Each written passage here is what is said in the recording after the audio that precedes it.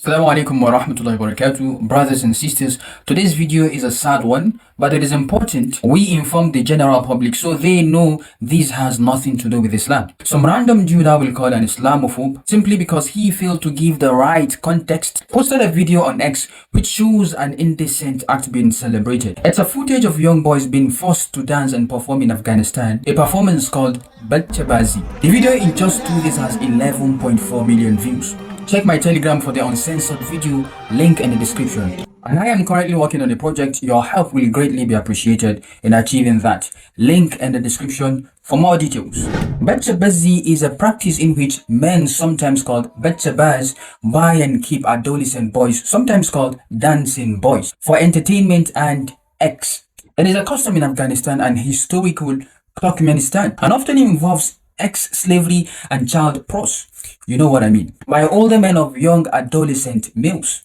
This phenomenon is said to be up to 1,000 years old, as far back as the 9th or the 10th century. In the mountainous regions that are now northern Afghanistan were known for this practice. Bacha Bazi was outlawed during the Islamic Republic of Afghanistan. So don't confuse the Islamic Republic of Afghanistan with the Taliban. They are not the same. One is a secular government and the other is not.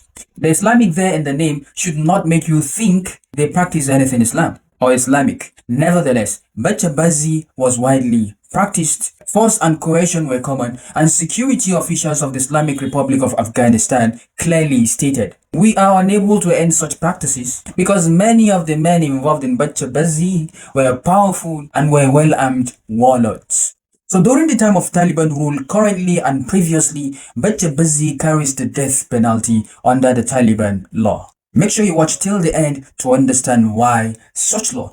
But then, this is not the case under the Islamic Republic of Afghanistan, though the practice of dancing boys was illegal under Afghan law, like I said earlier, but these laws were seldom enforced against powerful offenders, and police had reportedly been complicit in related crimes. So having given you the background of what this is all about, allow me to tell you why this is not in any way, shape or form condoned in the Islamic Sharia, which by extension is why it carries the death penalty under the Taliban law.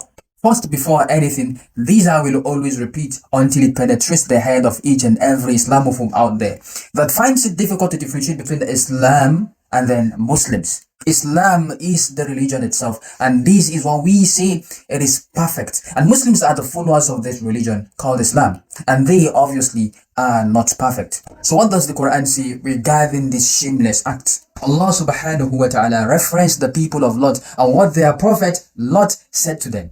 He said, "Do you commit the worst sin such as none preceding you has committed in the Alameen, mankind and jinn?" Jinn, for those of you who don't know, are a creation of Allah we do not see, but they see us. Don't ask me how.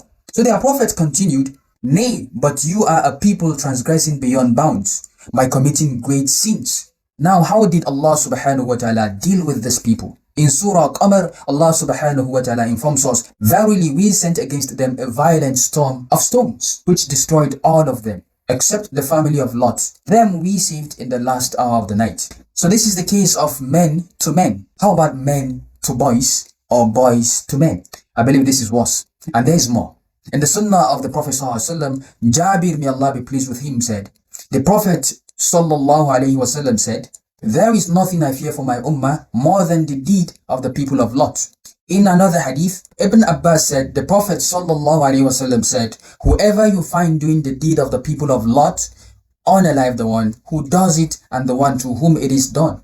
Now you know why the Taliban has the death penalty for perpetrators. Someone might say, but that is extreme. This verse might give you a clue. "And fear a trial," in other words, a chastisement which will not strike those who have wronged among you exclusively. And know that Allah subhanahu wa ta'ala is severe in penalty. If the punishment of Allah comes, it doesn't separate perpetrators from the innocent. It destroys everything on its path. And that is the punishment in this world for staying quiet and not stopping corruption. This is not to say their transgression will affect your deeds in the afterlife. No. So may Allah subhanahu wa ta'ala pay in full that person who wrote halal fun on the video to make it look as if it is Islamically okay. Unfortunately, we saw comments like, "Sick, I thought Islam was against homosexuality." Another said, "Islam is something else." And another said, religion of peace, amongst many others. Again, Islam has nothing to do with this. This is just a disgusting act of a misguided people. With this, I say Assalamu alaikum wa rahmatullahi wa barakatuh. Catch you in the next one.